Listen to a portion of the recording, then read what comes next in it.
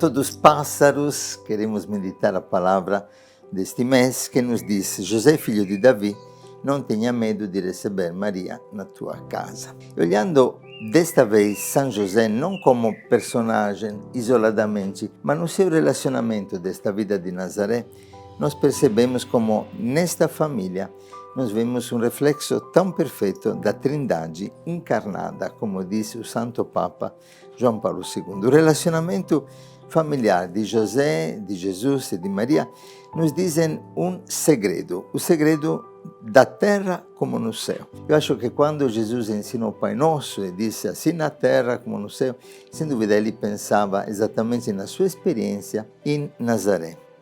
Neste relacionamento com a mãe, com o pai, o relacionamento trinitário de recíproca doação, onde cada um não vive por si mesmo, mas vive em função do outro.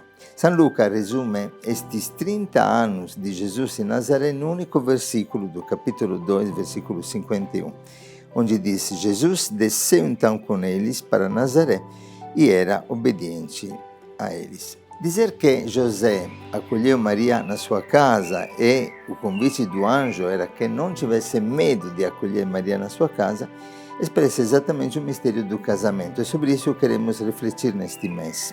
Pois a comunhão é paraíso e a solidão é o inferno. Casar significa exatamente não apenas morar dentro da mesma casa, mas morar um dentro do outro. Olha como os pássaros fazem festa, porque realmente a alegria da nossa natureza humana está na comunhão. A realização plena está no relacionamento. Morar não é apenas um habitar numa realidade física, como uma habitação, uma casa, paredes, telhado, mas é ter o outro no coração, dentro do nosso coração. E por isso, ser aliança significa ser família. Significa ter o coração habitado pelos irmãos. É ter no nosso coração o mundo inteiro, aliança de misericórdia, sobretudo os pequenos e os fracos. É importantíssimo entender que a encarnação torna a vida divina extremamente concreta, humana. É no relacionamento humano que nós experimentamos o paraíso. É numa casa, não no templo, que Maria recebe o anúncio do anjo. É numa casa que José acolhe Maria. É numa casa que Jesus cresce em idade, sabedoria e graça. É numa casa que os apóstolos, quando seguiram Jesus, disseram: não, onde moras? E Jesus disse: venham e vejam. Esta experiência de ser família é exatamente o fim da nossa vida cristã. Ainda numa casa, num cenáculo que o Espírito Santo desce, e o Espírito desce para que a igreja se torne casa universal, onde sejamos todos irmãos, como insiste sempre o nosso querido Papa Francisco. Siamo tutti fratelli. E ser fratelli e ser irmão significa exatamente isso. Poder entender que tudo aquilo que nós temos não nos pertence, é para os outros. E que juntos não podemos guardar para nós aquilo que recebemos. Isso me disse meu pai quando saí da minha casa. É por isso que deixei a minha casa, para ser casa daqueles que não têm casa. E por isso que cada consagrado, cada membro do movimento, membro de aliança, amigo, no fundo deixa um pedaço da sua casa, parte do seu comodismo, para poder acomodar no seu coração a vida dos irmãos que sofrem. Eu me comovi muito. Pouco tempo atrás estava na casa de acolhida de São José e falando para os acolhidos, para os filhos da aliança, um deles começou a chorar. Falou: padre, agora eu sei que tenho uma família. A minha família me rejeitou, mas encontrei na aliança aquela família que não desiste de mim. Ser casa. Não tenhas medo de acolher Maria na tua casa, não tenhas medo de acolher os irmãos que Deus te confia na tua casa, no teu coração.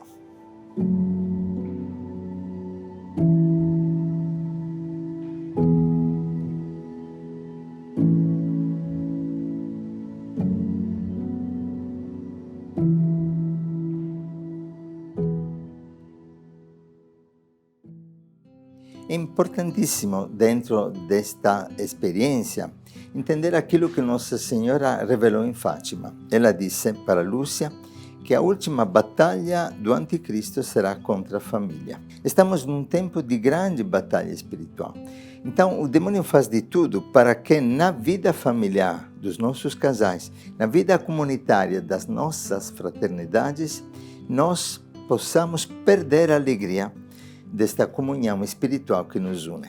A batalha do demônio é contra a família, a última batalha. O anticristo que, através da cultura de morte deste tempo, luta contra a vida, pelo aborto, contra a família, na ideologia do gênero, e luta contra tudo aquilo que gera comunhão, tudo aquilo que gera misericórdia no mundo. Pelo contrário, o convite do Senhor é exatamente este: o mundo não encontrará paz até que não se volverá para a divina misericórdia. E o que é misericórdia se não ser casa do outro, acolher a miséria do outro no nosso coração? O convite deste mês é exatamente isso. Dentro das nossas fraternidades, dos nossos lares, do relacionamento, do trabalho, dos nossos que estão gravando aqui, qual é o nosso desafio? Poder acolher o outro assim como é, não idealizar o outro naquilo que não é, mas acolhê-lo concretamente. Quando nós idealizamos as pessoas, ficamos sempre decepcionados, porque nós caímos num pecado chamado de idolatria. Eu idealizo, crio um ídolo. O outro é limitado, o outro é ferido, o outro é pobre, é fraco. Como eu sou pobre, fraco e limitado, é preciso sentir-me acolhido assim como sou. Tenhamos presente, então, que estamos num tempo de grande batalha espiritual. Um tempo em que é necessária uma contínua vigilância para aquele e contra aquele que quer destruir o nosso ser família, o nosso ser comunhão. Só sendo comunhão nós irradiamos o perfume de Cristo, o perfume da vida trinitária, aquela alegria de estarmos juntos, aquela serenidade que nasce da recíproca misericórdia, desta capacidade de nos acolher continuamente um dentro do coração do outro. O ataque contra a família é sistemático e contínuo. Santo Agostinho dizia que nós temos duas civilizações. Nós podemos construir a Jerusalém celeste como? Quando nós amamos Deus acima de todas as coisas e desta forma, de alguma forma, nós renunciamos a nós mesmos, a nossa autorreferencialidade. Quando nós, perdendo o nosso desejo, a nossa vontade, o nosso prazer, servimos os outros. E a outra é a civilização da Babilônia. Quando nós amando a nós mesmos acima de todas as coisas, é Santo Agostinho que diz, acabamos desprezando a Deus e nos servindo dos irmãos pela nossa satisfação. Isto é o inferno, isso é a destruição da igreja, isto é o fim da comunidade. Eu me sirvo da comunidade, eu sirvo a comunidade.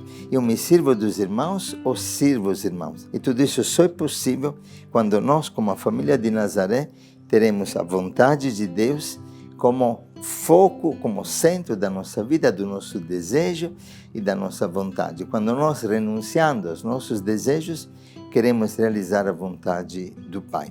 Quando nós, como Maria e como José, iremos aderir ao chamado do Senhor. Não tenhas medo de acolher Maria na tua casa, ou como a Virgem escutou, tudo é possível para Deus. Eis aqui, a serva do Senhor, faça-se em mim, segundo a sua palavra.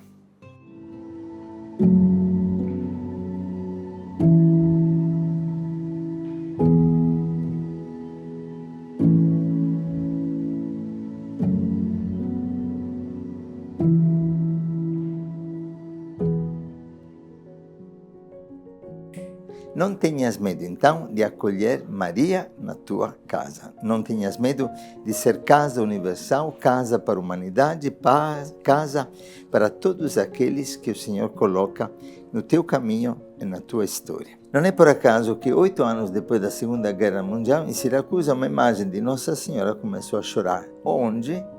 Em cima da cama matrimonial de um casal recém-casado.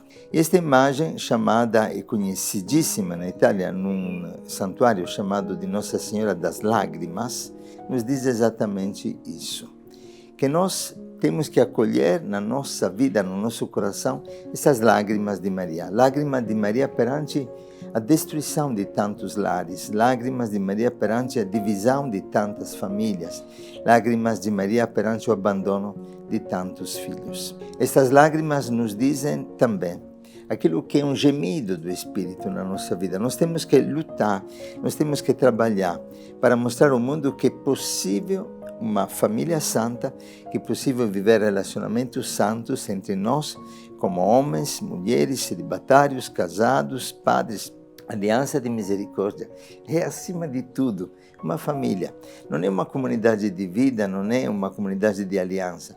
É uma família onde consagrados, celibatários, casais, onde leigos, onde voluntários sonham juntos, se amam e buscam juntos realizar a missão que Deus nos confiou. O Espírito do Senhor está sobre mim, Ele me enviou para evangelizar os pobres, para abrir os olhos dos cegos, para curar os corações quebrantados, para poder realmente libertar aqueles que estão oprimidos. É um carisma maravilhoso, em que o Senhor nos chama, porém, não individualmente, mas num relacionamento de amor, a poder manifestar ao mundo que Deus é comunhão, e que esta comunhão liberta, esta comunhão cura, esta comunhão realmente salva. Então, como viver concretamente esta palavra? Decidindo-nos para o amor, decidindo-nos para a santidade, decidindo-nos para viver uns pelos outros, fazendo gestos concretos de amor neste mês, com aquele filho que está doente, com aquela vítima de misericórdia, com aquele irmão que está em crise, visitando aquele que se afastou do movimento, trazendo dentro do nosso coração, não desistindo daqueles que estão caídos, não perdendo de vista os filhos que nas nossas casas são acolhidos e que muitas vezes, por uma única palavra, um único olhar, podem sentir-se reanimar e fortalecer. Precisa levantar aqueles que estão caídos, e para fazer isso é necessário realmente pensar no outro e não pensar em nós mesmos. Nessa experiência de comunhão, nós poderemos ver concretamente a força de São José, que os padres, os santos da igreja, definiam como terrível contra os demônios. Por isso que o magistério da igreja, desses últimos pontificados, continua falando de José, neste tempo de batalha espiritual, como aquele que, na batalha, intercede para a vitória de Cristo e para a salvação na comunhão das famílias que o demônio quer destruir. Mais uma vez, não é por acaso que na última aparição de Fátima, o 13 de outubro de 1917, quando milhares de pessoas viram aquele milagre do sol, estava chovendo, de repente o céu se abriu, o sol começou a rodar, as pessoas pensavam que fosse o fim do mundo, assustaram, gritaram, de repente apareceu no sol o quê? A imagem da Sagrada Família. E olha como interessante, não foi Jesus que abençoou o mundo, nem foi Maria, mas José, que tinha a criança nos braços do lado esquerdo, com a mão direita, abençoou o mundo. Milhares de pessoas viram o milagre do sol e viram a imagem da Sagrada Família e viram José que abençoava a terra. A última batalha apocalíptica está colocada na paternidade e na autoridade espiritual de São José, terrível contra o demônio. E aquele que teve autoridade na terra, aquele a quem Jesus obedeceu na terra, aquele a quem Jesus era submisso na terra, é aquele que hoje, ainda no céu, mantém essa autoridade, e por isso o padroeiro da igreja, ele intercede por nós, para que sejamos vencedores em Cristo nesta batalha. Sabemos que a vitória é do Senhor e que o triunfo do coração imaculado de Maria se aproxima. Não tenhamos medo das pandemias. Eu sinto que esta pandemia ainda não terminou. Parece, mas ainda estamos em tempo de luta espiritual. O convite é sempre a conversão. E uma conversão não apenas individualista, para que eu seja santo, mas para que sejamos santos juntos e para que na comunhão a luz do Senhor, não na minha luz, não na minha santidade. Que o Senhor te abençoe e te guarde. Ele gosta da bênção, tadinho. Está mesmo aqui. Que o Senhor te abençoe e te guarde e que possa fazer resplandecer na tua vida aquela santidade que não é individual, mas o santo vivo no meio de nós. O Senhor te dê a alegria da comunhão e te livre do inferno, da solidão. Em nome do Pai, do Filho e do Espírito Santo. Tá ligado?